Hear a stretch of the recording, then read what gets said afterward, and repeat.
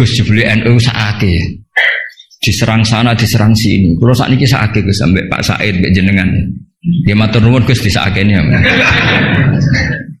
Karena NU ini dikritik Syiah karena ikramus sahabah. NU kan khasnya ikramus sahabah. Syiah mesti tidak cocok. Tapi dikritik Wahabi karena NU nganakno khol, nganakno wasilah, nganakno ziarah kubur. Jadi NU itu digencet Syiah, ya digencet Wahabi.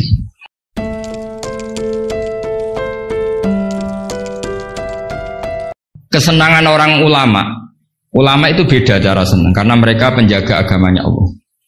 Niku nak untuk jawaban ku seneng. Senajan to ya ora entuk dhuwit. Kula riyen nate janggal mbek kodok kodar. Wong Allah ngersakno elek kok ngukum kan cara zahir kan iskalu bingung. Ya kanggo sing mikir, nek sing ra mikir malah enak ra tau iskal. Tapi kalau nanti mau tak Umil Barohin perdebatan ulama ahli sunnah sama Mu'tazilah. Cara berpikir Mu'tazilah, keburukan itu dilarang Allah, kok terjadi? Ya sudah, itu berarti di luar kehendak Allah. Karena itu kalau itu dikehendaki Allah berarti aneh.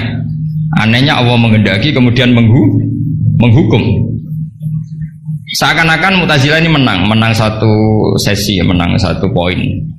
Tapi kata ulama ahli sunnah cara ngendikan gitu.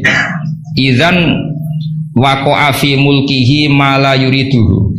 Kalau gitu berarti di kerajaannya Allah banyak sesuatu yang terjadi di luar kendalinya. Jadi kira-kira ini bantai sunnah. Misalnya Hollywood kan kota maksiat misalnya. Gusti sebuti Hollywood kan maksiat tok. Sepi aku dia gak berdaya. Kowe seneng di pangeran ngono. Artinya resiko mengatakan setan itu yang mengatur maksiat berarti setan itu dijaya karena maksiat selalu lebih banyak ketimbang taat.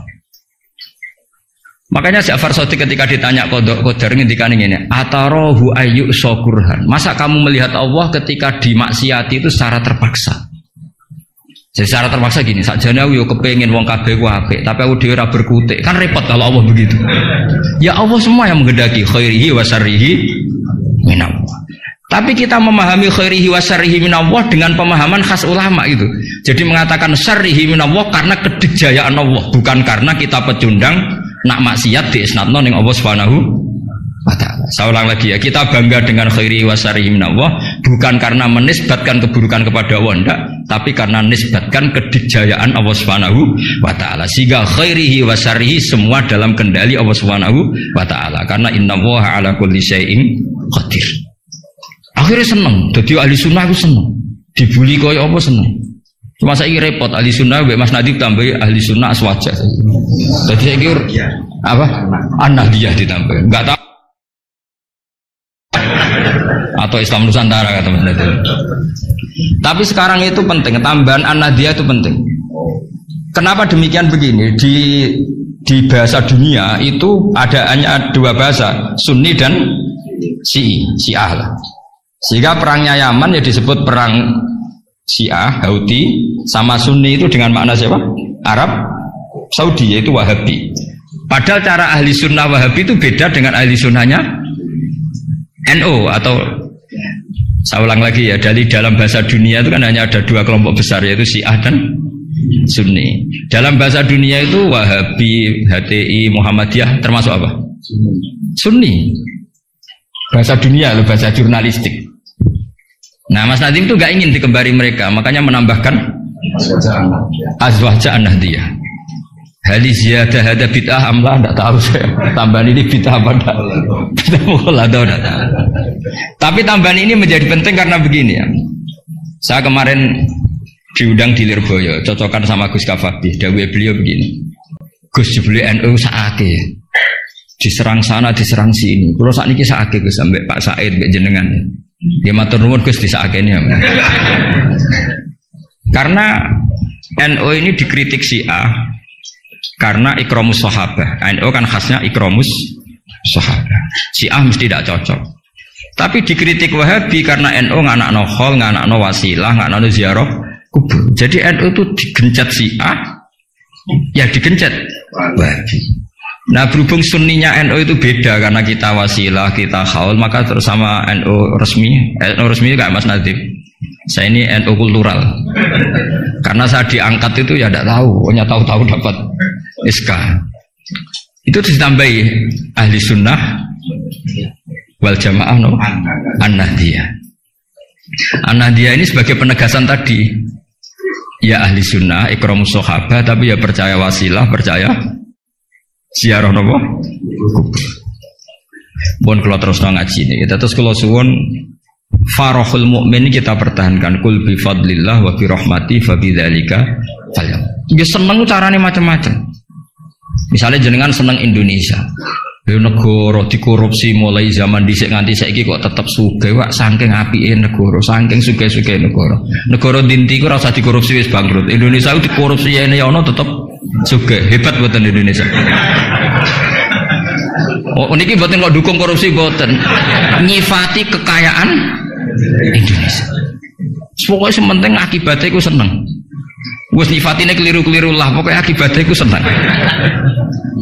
Niku ajarannya Abdul Hasan Asadili. Tadi kabeh sampai Abdul Hasan Asadili ini munajate mbek pangeran, ada seorang wali berdoa di multazam, ya Allah, berikan saya rezeki tidak maksiat lagi pada engkau. Padahal multazam itu tempat yang mustajab. Terus jawab pangeran, nak wong ra maksiat terus sifat ghafur ku tak gopo. Maksudnya kan terus ora ono gunane. Ghafur iku ora ono gunane, ghafur iku perkarane zat sing akeh nyepurane, jebule wonge bener kabeh. Akhirnya wali iku nggih mun Gusti mboten siyos. Ya terus nggih monggo mawon Mas, pokoke penting niki ngenang Mbak Nafek. Mbak Nafek seneng guyon iki sampean tak wari cara jadi wali lewat jalur napa? Guyon. Lho mong teke riwayat itu inna min khiyari ummati. Sampeyan ora usah takok hadis itu dhaif ta hasan tabarru. Sampeyan kaya Albani berarti. Sing jelas hadis wonten teng Ihya, kalaupun dhaif itu ya ta'ayyadu bil amal. Ngendikane ahli hadis, hadis dhaif itu umila bihi asal ya ta'ayyadu bil amal, terkuatkan karena menjadi perilaku ahwalnya ahli sunnah napa? Baca. Inna min khiyari ummati qauman yadhakuna jahran min saati rahmatillah. Di antara umat-umatku yang jadi pilihan iku nak guyu banter-banter min saati rahmatillah. Lu didolani kanca nak ketok guyu kan ya seneng sing didolani. Jajal sampean ketok melas. Niku sing didolani mikir nyangoni, paham nggih? Atus kula ora ngaji ku ya guyon terus. Jajal misalnya kula ngenes, iku kurang salam templek tapi wis pokoke repot kabeh, kena wong ketok ngenes iku repot kabeh. Artinya nak sampean seneng niate ngene iku jenenge ibadah ngoten. Nggih napa inna min khiyari ummati napa qauman yadhakuna jahran min saati rahmatillah. Tapi mungkin nak dalu-dalu dhewean wae beku nasirron min khaufi azab. Tetap dalu-dalu ki nangis. Piye-piye amale sampean ora cukup, nggo mlebu swarga ora cukup. Sing cukup namung fadhole Allah Subhanahu wa taala. Nah, cara senang sing permanen itu apa? Ya tentu bil ilmi, dengan ilmu. Kula ini termasuk pengagum kitab Ibnu Hajar Al-Asqalani.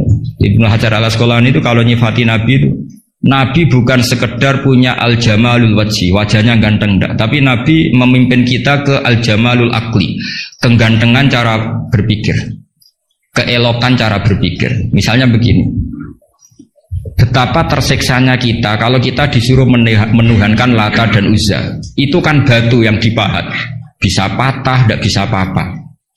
Kayak apa tersiksanya kita yang berakal menuhankan batu. Begitu juga betapa tersiksanya kita kalau menuhankan Fir'aun. Wong dia manusia, punya mbah, punya kakek. Makanya kata Nabi Musa, Musa Tuhan kamu siapa? Tuhannya langit dan bumi. Fir'aun masih bisa ngeles, yang nuhani bumi saya. Tapi ketika Nabi Musa ngendikan Rabbukum wa Rabbu abaikumul awal, yang nuhani nenek moyang kamu. Itu pengawal Fir'aun langsung sadar, ini kok ada Tuhan balita. Karena kalau Fir'aun Tuhan berarti mbah-mbahnya tambah Tuhan. Makanya justru Fir'aun tertohok dengan kalimat Rabbukum wa Rabbu abaikumul awalin. Fir'aun kan di bapak, di mbah. Kalau Fir'aun Tuhan berarti mbahnya tanpa Tuhan. Kau Fir'aun.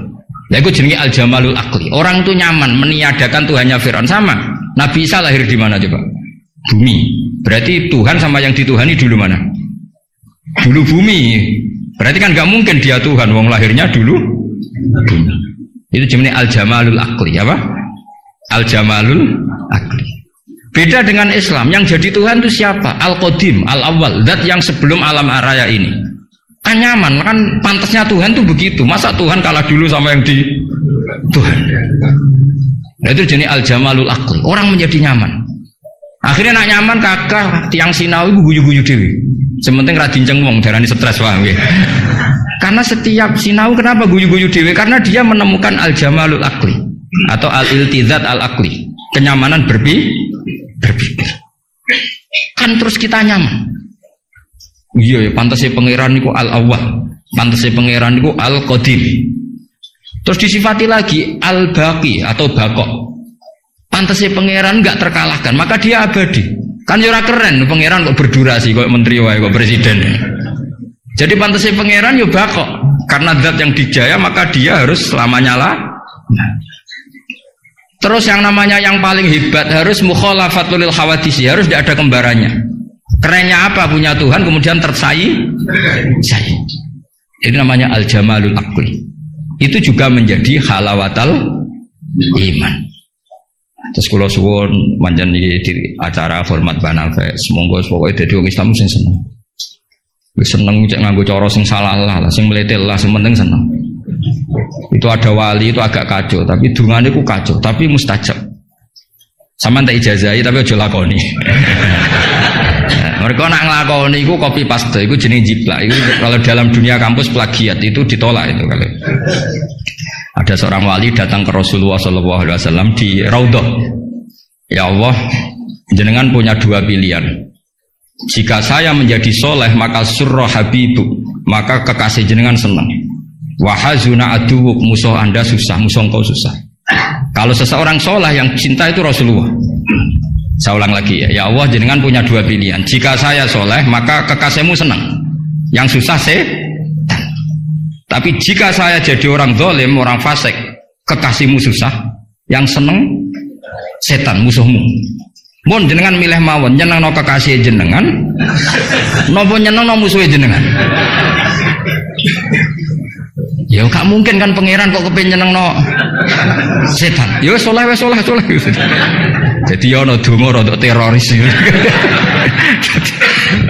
Ya siapapun itu, yang penting kowe dadi seneng mbek pangeran. Mulane kula nak donga iku rapati tenanan, kowe yakin mandi. Mboten krana nyepelekno donga mboten, tapi yakin mandi.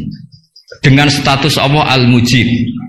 Dengan status Rasulullah sing syafi'u khalqi bil mukminina raufur rahim. Banyak ulama juga, ulama dulu banyak kalau donga rapati tenanan ditakoki kenapa rapati tenanan? Aku wis didongakno Kanjeng Nabi. Iki mau formalitas tok. Sing mandi ku dongane Kanjeng Nabi. Kanjeng Nabi wis ndonga wa marham ummati. Siku wae sing mandi. Iki mau formalitas tok. Nah sampean gak gayane khusyuk tapi ora roh betapa sektine dongane Nabi. Kenapa kowe donga tenanan? Wah nek ora repot. Repot piye didongani Kanjeng Nabi kok repot. Maksud kula nek sampean jenis wong sira serius, cara berpikir seperti itu. Bukan tidak serius karena tasahul, karena tahawun, karena istighfar. Tapi kita santai karena yakin Allah Al-Hadi.